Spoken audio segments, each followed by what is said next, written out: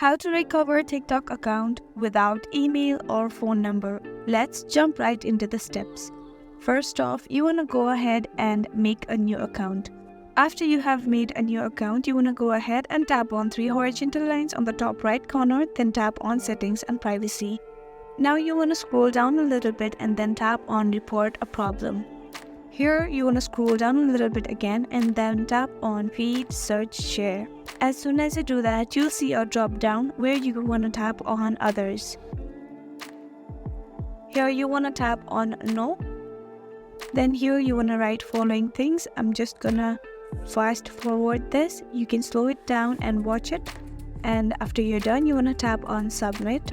And maybe after that, TikTok may respond to this report, and that is how you can recover TikTok account without email or phone number. I really hope this video helped you out. Thank you so much for watching till the end.